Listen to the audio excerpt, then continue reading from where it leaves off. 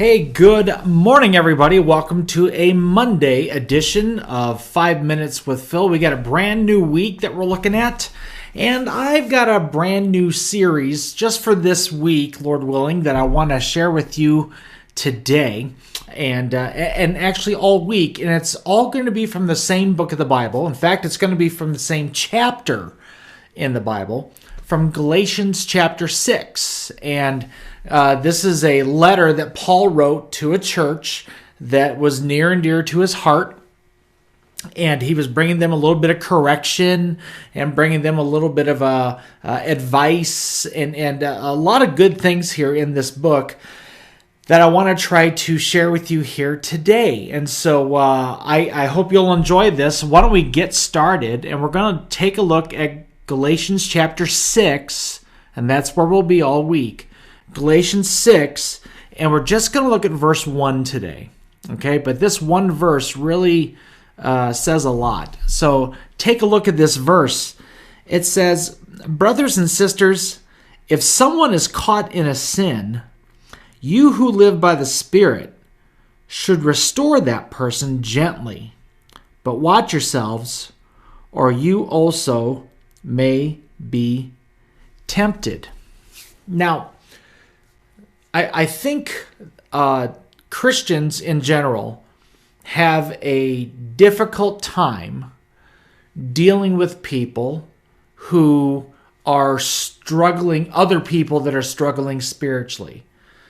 Maybe there's people that have kind of abandoned their faith. They've chosen not to serve God. They've kind of given up on God. And those of us maybe who have remained steady or we've remained committed to the Lord, how do we respond to that? How do we deal with those moments? How do we deal with that situation? Well, that's where this verse comes in. Because this verse tells me that rather than abandon people, let's see, because this is what I've seen over the years, okay?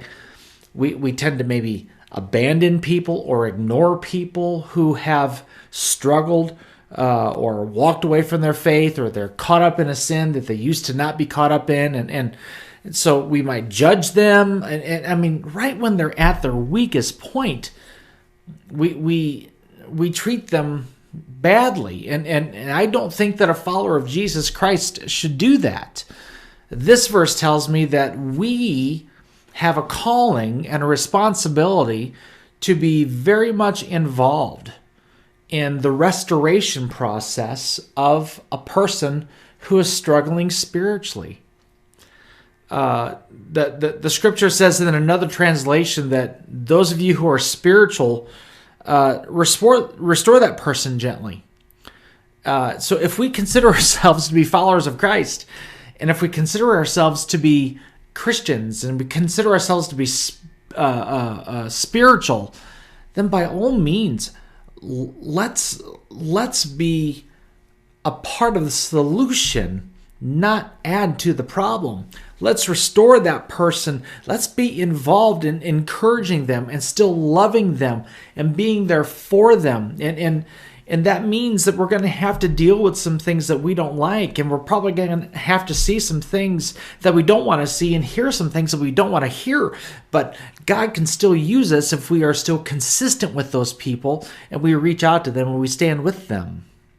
But we have a warning at the end of this verse that I think is very, very important, that while we're doing that, we need to be careful that we ourselves don't get tempted as well. So I'll give an example, okay? If you know somebody who has been, who has served God, but now they're struggling with pornography, okay? If you're going to be a person to help restore that person and get a victory over that, then you yourself need to make sure that you are spiritually strong so that you don't get tempted by the same temptations that your friend is getting tempted with. And this could be anything. It's not just porn. It could be any kind of sin and any kind of fallout from our regular walk with God. We need to be careful. Yes, let's restore our friends. Let's go after people that are struggling. Let's love them back into the kingdom. Let's encourage them. Let's be there for them. But let's be careful that we don't get caught up in the same trap that maybe they've gotten caught up in too. So today, I want to encourage you, if you're a follower of Jesus Christ and you're watching this, if you know somebody who has abandoned their faith or they've given up on God or whatever the case, ask God how he could use you to bring them back to where they need to be. And I think God can use you mightily in that way. Okay, I'm going to let you go. God bless you. Thanks for watching. We'll talk to you, Lord willing, tomorrow. Bye-bye.